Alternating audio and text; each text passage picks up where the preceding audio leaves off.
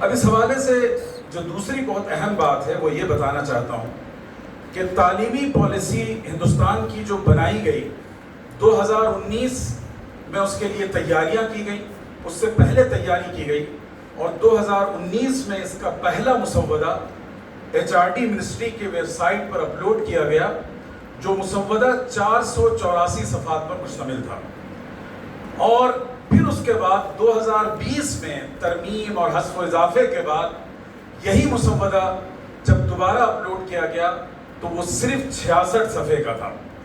اب آپ اندازہ لگا لیں کہ 2019 میں 484 صفحات اور 2020 میں 66 صفحات، ظاہر ہے کنز الدقائق کے مصنف کی طرح، مسرۃ البیر جوہتن کی طرح تو انہوں نے پالیسی نہیں بنائی تھی، بلکہ اس میں جو انہوں نے کام کیا ہے وہ یہ تھا، بہت بڑے پیمانے پر خرد برد کیا گیا۔ مسلمان مدرسہ، مکتب، اسلامک انسٹیٹیوشن یا سیمنریز، اس طرح کا پورا مواد جو 484 صفحات میں باضابطہ ذکر تھا، ان سب کو انہوں نے 2020 کے اس مسودے میں سے خارج کر دیا۔ اور یہ خارج خامخواہ نہیں کیا، ان کی اپنی پالیسی کے تحت ہے، جس کا جائزہ میں ابھی آپ کے سامنے پیش کروں گا۔ اس پالیسی کو بنانے میں کون لوگ شامل تھے، یہ سب سے بڑا سوال ہے۔ حکومت جب کوئی ایجوکیشن پالیسی بناتی ہے تو ایک کمیٹی بناتی ہے، نگران کمیٹی، جس کے ذمہ یہ کام سپرد کیا جاتا ہے۔ تو کستوری رنجن یا رنگن نام تھا، انہوں نے وہ کمیٹی کے سربراہ تھے، اور وہ اسرو کے اصل میں پہلے ڈائریکٹر رہ چکے تھے، انہیں یہ ذمہ داری سپرد کی گئی۔ لیکن ان کی یہ ذمہ داری تھی کہ ملک کے جو ایجوکیٹرز ہیں، ماہرین تعلیم ہیں، اور مختلف شعبہ جات کے جو ابھرتے ہوئے لوگ ہیں یا ذمہ دار لوگ ہیں، ان سب سے مشورہ لے کر، تجاویز لے کر، اقلیتوں سے تجاویز لے کر رپورٹ بنائیں۔ چنانچہ انہوں نے یہ رپورٹ بنائی، اور جب 2019 میں یہ رپورٹ آئی تو اس رپورٹ کے پیچھے کس طرح کی زہریلی ذہنیت کار فرما تھی، اس کی طرف میں ایک جملے سے اشارہ کرنا چاہوں گا۔ ہندوستان کے ایک انگریزی اخبار میں KJ سریش نامی ایک ان کے تعلیمی ونگ کا RSS کا ہیڈ ہے، اسپوک پرسن ہے، آپ اسے سرچ کر لیجئے گا، آپ کو گوگل پہ مل جائے گا اس کا کوٹیشن۔ اس نے اس تعلیمی پالیسی کے بارے میں اپنے تاثرات کا، ایک سنگ لیڈر اپنے تاثرات کا اظہار کر رہا تھا ان الفاظ میں کہ 60 to 70% of our demand has been accommodated in NEP either directly or indirectly، کہ نیشنل ایجوکیشن پالیسی، قومی تعلیمی پالیسی میں ہمارے مطالبات 60 سے 70% شامل کر لیے گئے ہیں، یا تو براہ راست یا بالواسطہ۔ اب اس سے آپ اندازہ لگا سکتے ہیں کہ تعلیمی پالیسی کا کیا رنگ و آہنگ ہے اور اس کے پیچھے کیا مقاصد کار فرما ہے۔ اب میں اس گفتگو کو آگے بڑھاتا ہوں۔ ایسا بالکل نہیں ہے کہ ہم جب کسی چیز کا جائزہ لیں تو صرف منفی چیزوں پر اپنی نگاہ رکھیں، بلکہ اس کے مثبت پہلو کو بھی پیش نظر رکھنا چاہیے۔ اس حوالے سے اگر دیکھا جائے تو 2019 کا جو مسودہ تھا، جس میں بڑے پیمانے پہ انہوں نے ترمیم اور تلبیس و تزویر سے کام لیا، اس میں 5 نکات بہت اہم تھے جسے ہم نے یہاں کوٹ کیا ہے۔ اس میں سب سے پہلی چیز یہ تھی، اس رپورٹ میں یہ اعتراف کیا گیا کہ اس پورے ہندوستان میں سب سے زیادہ تعلیمی اعتبار سے پچھڑی ہوئی کوئی کمیونٹی ہے تو وہ مسلمان ہے، اس کا انہوں نے اعتراف کیا۔ اور اس کے سولوشن کے طور پہ انہوں نے SCs کے نام سے ایک پرپوزل دیا۔ پرپوزل یہ تھا کہ اسپیشل ایجوکیشنل زونز قائم کیے جائیں، وہ پیکٹس، وہ آبادیاں جہاں تعلیم میں پچھڑاؤ بہت بڑے پیمانے پر ہے، تو ان کو اپلفٹ کرنے کے لیے SEZ یعنی اسپیشل ایجوکیشن زونز قائم کیے جائیں، اور ان کو تعلیم سے کنیکٹ کرنے کی کوشش کی جائے، ان کو اپلفٹ کیا جائے۔ یہ بہت اچھی تجویز تھی، کاش اس پر عمل ہوتا، لیکن آپ کو حیرت ہوگی کہ NEP 2020 سے اس کو حذف کر دیا گیا۔ پھر اس کے بعد دوسرا جو ہے اہم نقطہ تھا جسے میں نے بہت اہمیت دی ہے، وہ یہ ہے مدارس کا تحفظ اور انضمام۔ اس میں اگر میں بھول نہ رہوں، یعنی اس کا پیراگراف نمبر 6.5.1 میں یہ بات کہی گئی تھی کہ ہندوؤں، سکھوں اور جینیوں کے جو روایتی مذہبی اسکول ادارے ہیں، تعلیمی ادارے ہیں، اور اسی کے ساتھ ساتھ مدارس اور مکتب کا لفظ مینشن کر کے کہا گیا تھا کہ ان اداروں کو تحفظ فراہم کیا جائے، ان کے بقا کو یقینی بنایا جائے، اور ساتھ میں ان کی حوصلہ افزائی کی جائے کہ یہ عصری تعلیمی مضامین کو شامل کریں۔ بلکہ انہوں نے جو تعبیر استعمال کی ہے وہ NCF national curriculum frame work, جو قومی تعلیمی فریم ورک ہے، اس کو یہ اپنے مذہبی تعلیمی اداروں میں شامل کریں، اس پر ان کی حوصلہ افزائی کی جائے، بلکہ ان کا مالی تعاون کرنے کی بھی پیشکش کی گئی تھی۔ تو یہ دوسرا بہت اچھا پوائنٹ تھا۔ تیسرا پوائنٹ یہ تھا کہ اساتذہ جو مدارس کے فارغ ہوتے ہیں تو ظاہر ہے اردو ان کا بیک گراؤنڈ ہوتا ہے، تو اس میں ایک سفارش یہ کی گئی تھی کہ مدارس کے فارغ التحصیل اساتذہ کو اضافی تربیت دے کر سرکاری اساتذہ کے کراپ میں شامل کیا جائے۔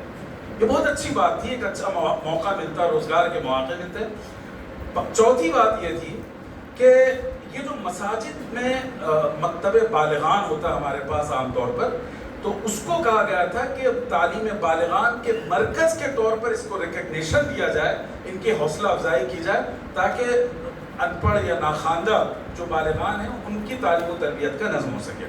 پانچویں بات یہ کہی گئی تھی کہ ڈراپ آؤٹ جو طالبات اسکول چھوڑ دیتی ہیں، دوران تعلیم میں بچھڑ جاتی ہیں تعلیم سے، ان کو جوڑنے کے لیے مکاتب کے نظام کو تقویت پہنچایا جائے تاکہ وہ نظام لوگوں کو دوبارہ تعلیم سے جوڑ سکے۔ یہ 5 بہت اچھی باتیں تھیں 2019 میں، لیکن ان 5 کے علاوہ اور 2-4 نکات ان سب کو انہوں نے حذف کر دیا۔ مدرسہ مکتب کا لفظ 2019 میں آیا تھا، 2020 کے پوری رپورٹ میں کہیں آپ کو مدرسے اور مکتب کا لفظ بالکل نہیں ہے، مکمل طور پہ غائب کر دیا گیا، مکاتب کو غائب کر دیا گیا۔ ہاں، اس میں ایک بہت خطرناک بات جو میں آگے لے کے آ رہا ہوں، مسلمانوں کو پسماندہ تعلیمی اعتبار سے طبقہ ماننے کی بات کی گئی تھی 2019 میں، اور 2020 کی رپورٹ میں مسلمان لفظ نکال کے مبہم لفظ مائنورٹی کو شامل کیا گیا، خالص مسلمانوں میں سے فوکس ختم کیا گیا۔ اور پچھلے اس میں اسلامی جو ٹریڈیشنل ادارے ہیں، جو روایتی ادارے ہیں، ان کی اہمیت اور ان کے نصاب کا اعتراف کیا گیا تھا۔ اس رپورٹ میں انہوں نے اس کو بھی خارج کر دیا، اور مدارس کے اساتذہ کو ٹریننگ کے ذریعے سے مین اسٹریم میں لانے کی بات کی گئی تھی، یہاں اس کو بھی انہوں نے ختم کر دیا۔ تو یہ فرق ہے 2019 اور 2020 کے مسودے کے حوالے سے۔ اب آئیے اس کے ساتھ ساتھ ایک اور نقطے کی طرف لے چلوں جو بہت ہی کنسرن ہے ہمارے لیے اور آپ کے لیے، وہ یہ ہے کہ دیکھیے مکتب میں جو ہمارے بچے جاتے ہیں ان کی 5 سے 7 سال کی عمر ہوتی ہے، لیکن انہوں نے یہ بات کہی ہے کہ 5 سے 7 سال کے جو بچے ہیں ان کو کمپلسری ایجوکیشن سے جوڑنا ضروری ہے، اور اگر وہ کسی ادارے میں پڑھ رہے ہیں تو سرکار کے جو ضابطے ہیں اداروں کے حوالے سے، انسٹیٹیوشن کے حوالے سے، ان تمام ضابطوں کا نصاب مکتب پر بھی کیا جائے۔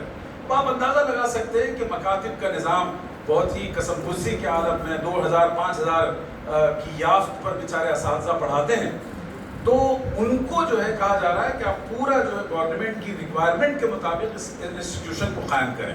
تو اس سے براہ راست مکاتب کے نظام پر زد پڑتی ہے اور ان کی روح فنا کرنے کی کوشش کی گئی ہے۔ اسی طرح انہوں نے جو تعلیم کا مکمل ڈھانچہ بنایا ہے، جیسے آج آپ دیکھ رہے ہیں کہ 10ویں اور اس کے بعد 2 سال ملا کے 12ویں کا نظام ہے، اس کو انہوں نے 4 مرحلوں پہ تقسیم کیا ہے، 5 year plus 3 year plus 3 years plus 4 years. تو اس طریقے سے انہوں نے پورا نظام پری پرائمری سے لے کر 12 تک کا بنایا ہے۔ تو اب یہ چاہتے ہیں کہ مدارس کا سسٹم اگر ایگزسٹ کرنا چاہتا ہے تو اسے چاہیے کہ وہ اس فریم ورک کے اندر آ جائے۔ اب اس فریم ورک میں آنے کا مطلب یہ ہے اور اس کے ساتھ ساتھ جو نیشنل کریکولم فریم ورک ہے اس کو مدرسے میں شامل کیا جائے۔ تو اس کا 2 مطلب ہوتا ہے، یا تو آپ اپنا دورانیہ بدل لیں، جیسا آپ کا پرانا دورانیہ ہے اس کو چھوڑ کر آپ نئے دورانیوں کو فالو کریں، اور دوسرا اس کا امپیکٹ یہ پڑے گا کہ آپ اپنے نصاب کے ساتھ ساتھ جو پورا قومی نصاب تعلیم ہے، کریکولم فریم ورک ہے، اس کو اگر آپ نافذ کرنے جائیں گے تو آپ کا جو مین اسٹریم کا نصاب ہے وہ بڑے پیمانے پر ڈیمیج ہو سکتا ہے۔ اس کو بیلنس کرنے کی ضرورت ہے. پروفیسر فہیم اختر صاحب اس موضوع پر بہت اچھی گفتگو کرتے ہیں. اس سے پہلے کڑپا میں اسلامک اکیڈمی نے سیمینار کیا تھا, اس میں ہم نے یہ بات رکھی تھی کہ مدرسوں میں عصری تعلیم کیسے شامل کی جاتی ہے اور اس کے لیے ایئرلی کتنے آرٹس کی ضرورت ہے, کس طرح سلیبس اکاموڈیٹ ہو سکتا ہے. وہ ایک میرا مستقل پریزنٹیشن ہے, اس میں ہم نے بات کی ہے.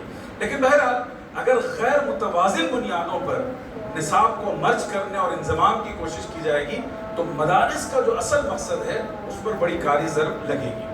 اسی طرح ڈیجیٹل لٹریسی کو انہوں نے بڑی اہمیت دی ہے نیشنل پالیسی میں, اور مدارس سے یہ مطالبہ کیا ہے کہ آپ اپنے ہاں لیبس قائم کریں. اب ظاہر ہے کمپیوٹر لیبس اور آئی ٹی کی فیسلٹیز اور اسے ٹیچرز فراہم کرنا مدرسوں کے لیے اور خاص طور پر رورل ایریاز میں جو مدرسے ہیں ان کے لیے بڑا دشوار گزار ہوگا. اب میں اس بحث کو سمیٹ کر ایک اور رخ کو اس میں شامل کرتا ہوں. یہ تو نیشنل ایجوکیشن پالیسی 2020 ہے.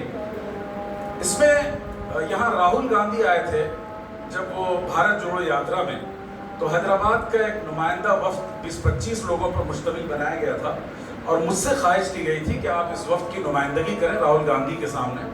تو وہاں ہماری جو راہل گاندھی سے بات ہوئی اس میں ہم نے 2-3 باتوں کی طرف اشارہ کیا کہ نیشنل ایجوکیشن پالیسی کس طریقے سے نیشنل ایجوکیشن کو ڈیمیج کر رہی ہے. اس میں ایک پوائنٹ ہمارا یہ تھا کہ انہوں نے ایجوکیشن کو کمرشلائز کرنے کی کوشش کی ہے اور جو سرکاری تعلیمی ادارے ہیں ان کو بند کرنے کی راہ ہموار کی ہے. جیسے انہوں نے ایک قانون بنایا اس میں کلسٹر آف اسکولز. اس کا مطلب یہ ہے کہ اس پوری لوکیلٹی میں اگر 10 سرکاری اسکول ہیں اور کسی کے پاس استاذ کی کمی ہے, کسی کے پاس کرسیوں کی کمی ہے, کتاب کی کمی ہے, انفراسٹرکچر کی کمی ہے, تو سرکار کی یہ ذمہ داری ہے کہ وہاں خالی اسامیوں کو بھریں اور جہاں جن چیز انفراسٹرکچر کی کمی اس کو پورا کریں. یہ سرکار یہ کہہ رہی ہے کہ اس کے بجائے ہم 10 اسکولوں کو ملا کر ایک اسکول بنا دیں گے اور اس کو پورا فلی ہر طرح کی سہولتیں فراہم کریں گے. تو آپ اندازہ لگائیے کہ جو لڑکیاں ہیں دور دراز کی وہ اتنے دور تک پڑھنے نہیں آ سکتی, رورل ایریاز کے مسائل الگ ہیں. تو اس طریقے سے تعلیم کے دھارے سے قوم کے بڑے حصے کو کاٹنے کی کوشش کی جا رہی ہے.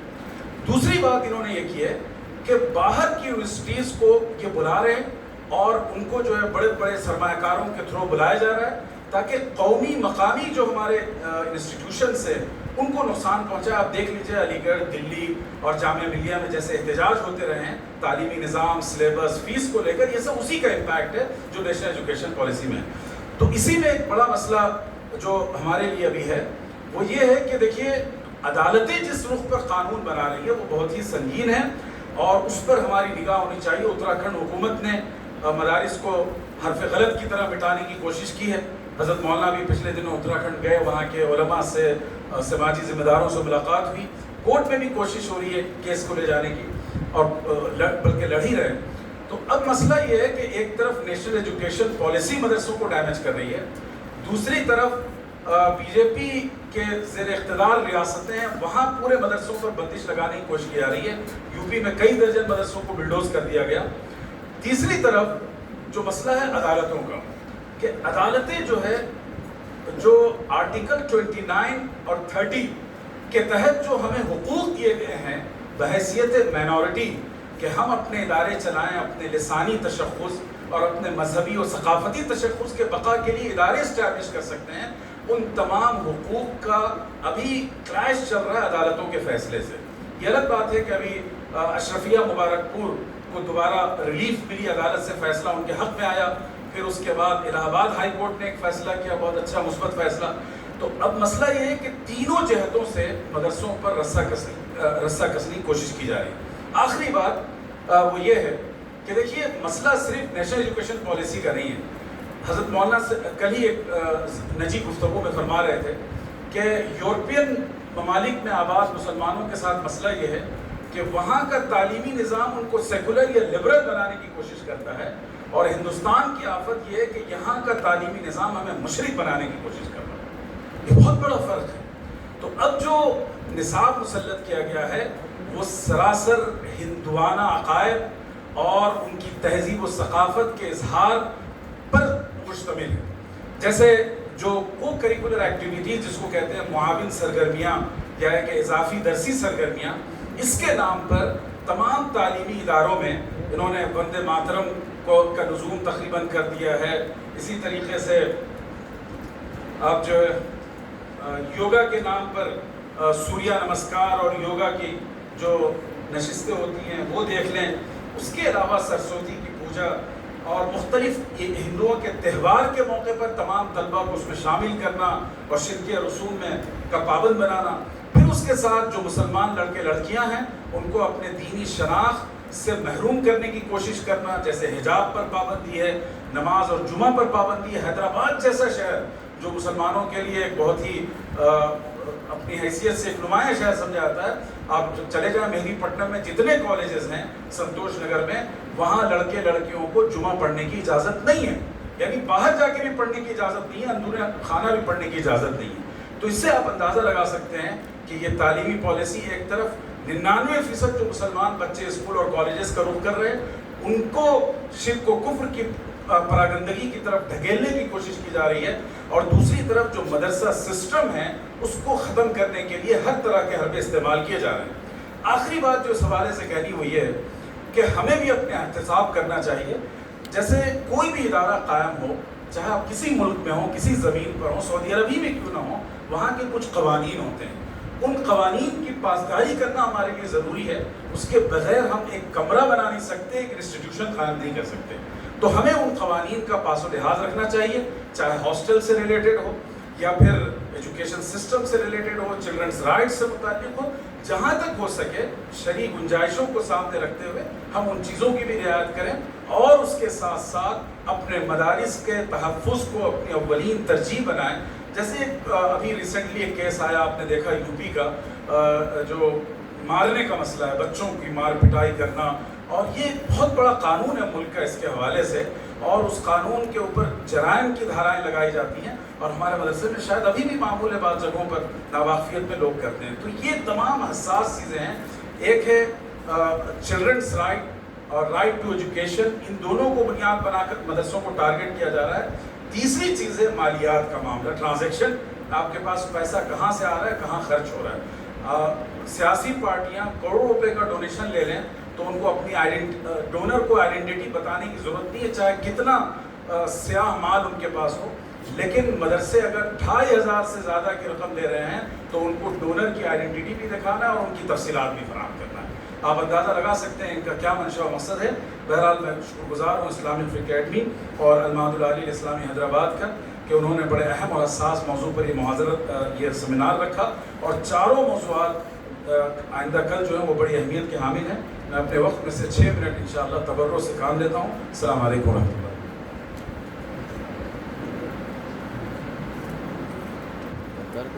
مولانا محمد